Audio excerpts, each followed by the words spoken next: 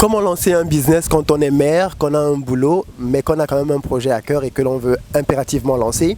Mais écoute, notre invité du jour a un parcours assez atypique. En fait, c'est une dame qui a 3 enfants, qui a un métier à plein temps et qui en parallèle a lancé un business qui aujourd'hui est en train de prendre de l'ampleur et qui va certainement devenir dans très peu de temps sa principale source de revenus. Donc dans cet entretien-là, elle va nous partager finalement son parcours, ce par quoi elle est passée, comment elle vit les choses et puis bien évidemment ce qu'elle est en train de faire pour pouvoir atteindre cet objectif-là. Donc si toute cette thématique-là t'intéresse, je t'invite à écouter la vidéo et à apprendre aussi de son parcours à elle. C'est parti.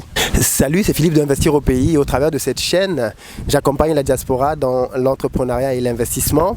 Et si tu es nouveau et que l'une de ces 2 thématiques t'intéresse, je t'invite sans plus tarder à poser tes 2 premiers pas afin de te rapprocher de cet objectif-là.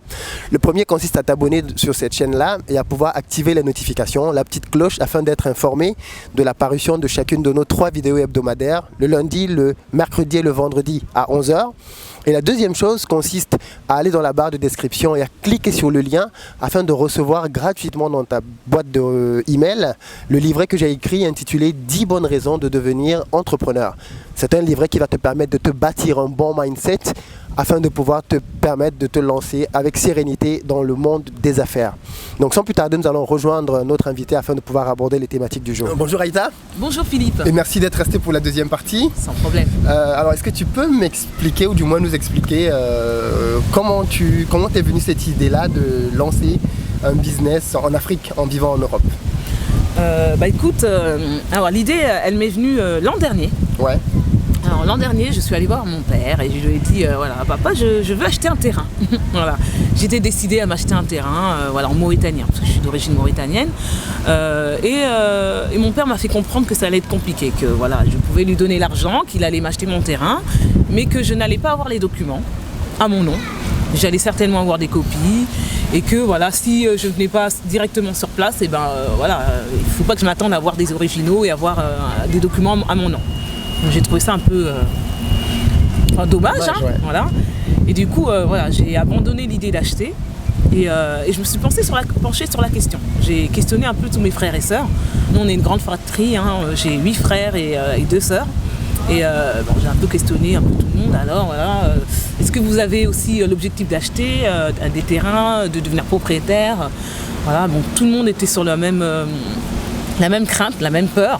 Et puis après j'ai un peu questionné, j'ai commencé à questionner un peu mon entourage de la diaspora par rapport à ça et je me suis rendu compte que ça revenait, c'était toujours un vrai problème. C'est un vrai problème. Notamment nous les femmes, le souci par rapport à un homme, c'est toujours le même souci, c'est qu'on parfois, pas toutes, on a des enfants, on ne peut pas forcément prendre un billet d'avion, aller en Afrique pour pouvoir s'acheter un terrain. C'est compliqué, c'est toute une organisation, voilà. Donc je me suis dit, il faut trouver une solution et mettre en place un système. D'autant plus que de plus en plus de personnes autour de moi, des femmes notamment, veulent acheter et veulent être propriétaires. Donc j'ai réfléchi à ça et puis après, l'idée m'est venue faire ça simplement. Donc début d'année de cette année, j'ai eu l'idée comme ça.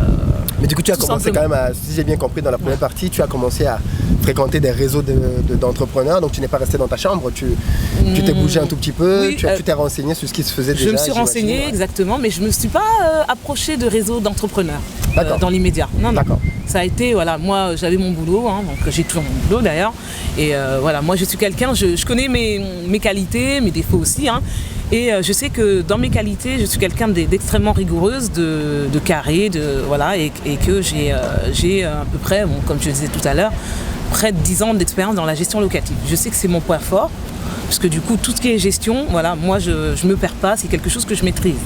Donc je me suis dit, pourquoi pas essayer de mettre en place quelque chose qui fait que je vais utiliser ces compétences, tout simplement. Parce que quand on veut se lancer aussi dans l'entrepreneuriat, il faut aussi faire avec ses compétences et voir ce qui est bien, où on peut être à l'aise. Ouais. Voilà.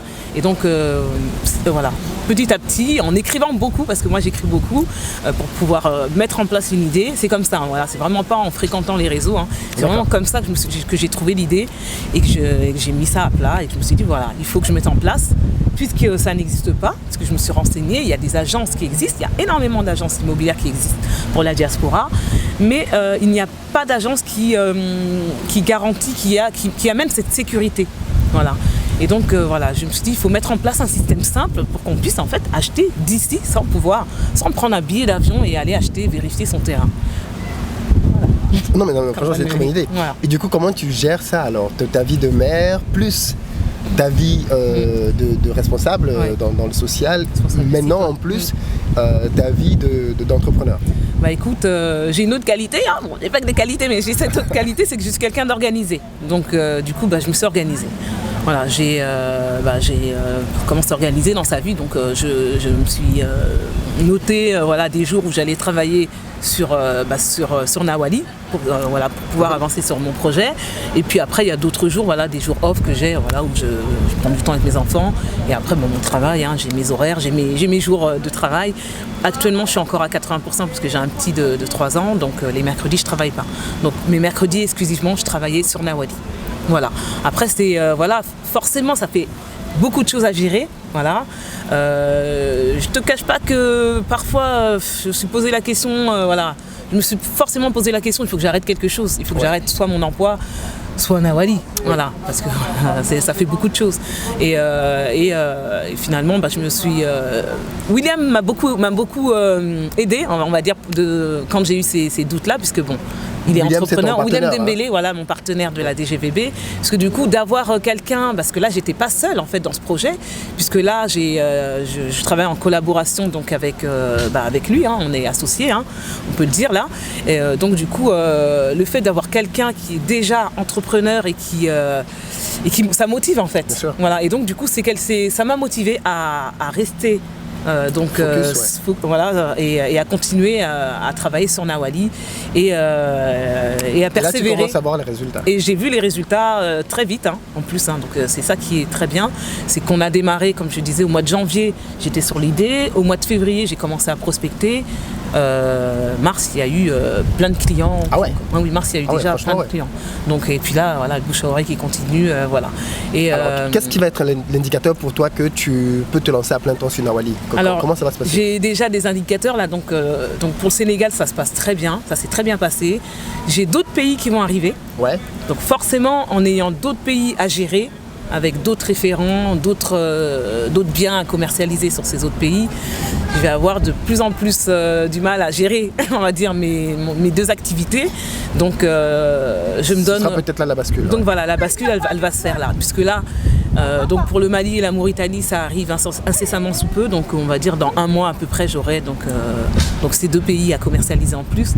Donc je pense que là, voilà, j'y pense hein, déjà. Je commence à penser. Je pense déjà à mettre un terme donc à mon emploi et à arrêter tout ça. Et voilà, je me donne à peu près 6 mois, fin d'année. Ah ouais, quand même. Donc Nawali, ça fait vivre alors aujourd'hui. Aujourd'hui, donc tu peux déjà vivre. Oui. C'est bien, c'est très très bien. En quelques mois, c'est une très bonne réussite. C'est une très bonne réussite. Exactement. Et du coup, pour toi, en tant que femme, mère, c'est quoi un entrepreneur, une entrepreneuse, si ça se dit d'ailleurs, ou une entrepreneur, je sais pas. Pour moi, un entrepreneur, c'est quelqu'un qui crée déjà un business, hein, voilà, tout simplement. Après, l'idée d'entrepreneur, parce que tout le monde ne peut pas être entrepreneur, hein, c'est un état d'esprit qu'il faut avoir, parce que du coup, il faut être quelqu'un qui sait s'organiser. Déjà dans sa vie, on n'est pas obligé de travailler tous les jours, mais il faut quand même se donner des jours pour pouvoir faire certaines choses. Il faut aussi savoir répondre rapidement à la clientèle, par rapport à la demande qu'on va avoir, parce que ça c'est extrêmement important. Répondre rapidement. Répondre rapidement. C'est une grosse qualité de l'entrepreneur, la rapidité d'exécution. Ouais. Exactement.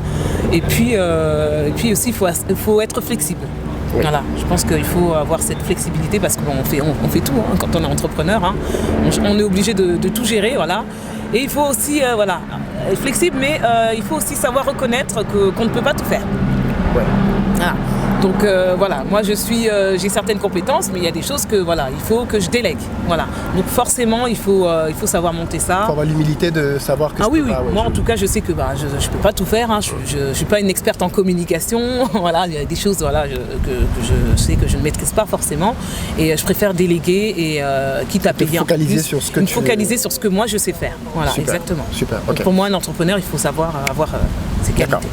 Mais du coup, toi aujourd'hui en tant qu'entrepreneur, qu'est-ce qui t'a le plus surpris ou à quoi tu ne t'es pas préparé quand tu t'es lancé dans le monde de l'entrepreneuriat? Qu'est-ce que tu as découvert et tu t'es dit waouh, je ne m'attendais pas à ça? s'il y a quelque chose. Oui, après, écoute, moi j'ai découvert des choses positives. Après, les choses négatives, c'est plutôt les choses négatives que tu Parce qu'après, je vais te poser la question sur les choses positives. D'accord. Les choses négatives, c'est que bon, il faut... après, c'est négatif. Voilà. Voilà. Il faut sans cesse se reposer sur soi-même. Voilà, donc c'est-à-dire, voilà, je ne peux que compter sur moi. Ok. Voilà, donc dans l'entrepreneuriat, c'est comme ça. Même si on délègue des choses à droite ou à gauche, au final, voilà, on est le seul responsable, on est le seul maître à bord. Donc, de son business, ouais. C'est un avantage, hein, mais ça peut aussi avoir ses inconvénients, puisque du coup, voilà, on a une grosse charge sur les épaules et voilà, il faut savoir se préparer à ça, voilà, voilà, tout simplement. Très bien. Et du coup, qu'est-ce que tu as appris et que tu as beaucoup aimé depuis que tu es dans l'entrepreneuriat, par exemple? La liberté de faire ce que je veux, voilà. Quand je veux, voilà, bien sûr. Hein. Bon, là, j'ai pas encore tout à fait cette liberté parce que je suis encore salarié, hein, voilà. Mais bon, voilà, j'ai cette liberté de goûter à la liberté, oui, voilà, de décider déjà de ce qui se fait et voilà, exactement. Voilà, donc ça, c'est très intéressant. Après, c'est les rencontres qu'on peut faire. Donc, ça m'a permis de faire de très bonnes rencontres, notamment des clients. Hein. Donc, des clients qui sont des très très bonnes rencontres. Donc, j'en reviens encore à mon collaborateur de la DGVV, donc William, qui est une très bonne rencontre aussi, puisque du coup, sans lui, mon business n'aurait pas pris. Voilà, c'est ma plus-value. Voilà. Pour moi, c'est la plus-value de Nawali, donc elle est extrêmement importante. Et il m'a encouragé, hein, voilà, ça a été quelqu'un qui m'a beaucoup encouragé, hein, donc sur mon projet, sur mon démarrage. Et ça c'est très bien. Voilà. Des rencontres professionnelles comme ça. C'est super, voilà. Super. Voilà. Et du coup, qu'est-ce qu'on peut te souhaiter pour les prochaines années là? Je sais que tu veux faire 2-3 ouvertures. Oui, voilà. Tu vas recruter du personnel. Exactement. Donc, écoutez, souhaiter à Nawali une longue vie, hein, voilà, parce que du coup, c'est l'idée que je perdure. Moi, j'aimerais faire de Nawali la référence en immobilier pour l'Afrique. Voilà, pour qu'on puisse investir, que les personnes, quand elles veulent investir en Afrique, elles se disent, ah oui, il y a Nawali. Voilà, donc je vais aller voir Nawali, je vais pouvoir être... on va pouvoir m'accompagner dans ma démarche, dans mon projet de construction, dans mon projet d'achat. Et moi, je leur donne toute ma confiance et j'espère que eux aussi vont pouvoir me donner toute leur confiance pour qu'on puisse travailler. Il y a une question qui me vient là, juste avant de sortir de cet entretien. Oui, bien sûr. Être une femme et faire l'entrepreneuriat, est-ce que tu as l'impression que ça bouscule un peu les raisonnements, les mentalités, notamment dans la diaspora africaine? Oui, bien sûr. Est-ce que tu penses que tu es traitée différemment parfois parce que tu es une femme ou que... Oui, forcément. Il y a toujours, d'autant plus quand on est une femme avec des enfants. Parce que tout à l'heure, on n'en a pas parlé, mais rapidement, mais c'est vrai que on pense que on ne sera pas forcément en mesure d'être disponible. Voilà, il y a toujours un a priori, il y a beaucoup de clichés, et puis voilà, on nous fait toujours, je parle de quand je parle des femmes entrepreneurs, maman ou pas, hein, voilà, on nous rappelle que notre place n'est pas forcément là aussi, parfois. Oui, on peut, malheureusement. D'accord, ok. Mais comment tu gères ça alors? Après, dans l'indifférence, moi, mon but, c'est que Nawali avance. Le reste, je m'en fous. C'est vraiment, je veux que Nawali, ça fonctionne et que mon but, c'est juste ça, et de pouvoir quitter mon emploi pour pouvoir être à mon compte et puis gérer ma vie personnelle et professionnelle avec ce business que j'ai monté. Voilà, moi, c'est... Et quel conseil tu donnes à toutes les femmes, dames, célibataires, mariées qui nous regardent et qui veulent se lancer et qui hésitent peut-être et qui se disent ouais non, j'ai des enfants, j'ai ceci. Qu'est-ce que tu leur dis toi? Alors moi j'encourage les personnes à se lancer quand elles ont une bonne idée et que tout est calibré et que qu'elles croient en leur idée. Voilà. Il ne faut pas se mettre des freins par rapport à ce que les gens disent, hein, parce que bon, en général, si on s'arrête, c'est surtout par rapport à ce que les gens disent. Donc il faut aussi parfois penser à soi, hein, à son épanouissement personnel. Moi, personnellement, je suis très bien dans ma vie, je l'étais très bien, je le suis toujours. Hein, et j'ai décidé, bien sûr, de me lancer dans ce projet qui est un projet personnel, bien sûr, parce que je suis seule à la base dans ce projet. Mais c'est quelque chose, c'est un épanouissement personnel. Pour moi, c'est quelque chose pour pouvoir être totalement dans l'épanouissement, il me fallait être entrepreneur. Et j'ai toujours voulu être entrepreneur. Donc moi, je pousse les personnes les personnes, bien sûr, qui ont cette envie d'être entrepreneur, à ne pas lâcher et à persévérer, puisque bon, voilà, elles n'ont rien à perdre en fait à se lancer dans l'entrepreneuriat. Merci beaucoup Aïta, voilà. C'était super ce que tu as dit. Donc merci beaucoup les amis d'avoir assisté à cet entretien jusqu'à la fin. Si l'entretien avec Aïta vous a plu, vous pouvez trouver toutes ses coordonnées en barre de description. Je vais mettre les liens qui permettent de pouvoir la contacter facilement. Et puis si vous avez des questions à lui poser, n'hésitez pas à les poser dans la barre de description. Elle verra, elle répondra. Et puis si je répondrai si je peux répondre. Et si je peux pas, je lui dirai et elle répondra elle-même à vos sollicitations. Donc merci beaucoup d'avoir pris le temps de nous voir. Et puis voilà, comme d'habitude, si cette interview vous a plu, plus que 3 choses à faire. Likez, vous abonner et puis partagez. À très bientôt sur la chaîne.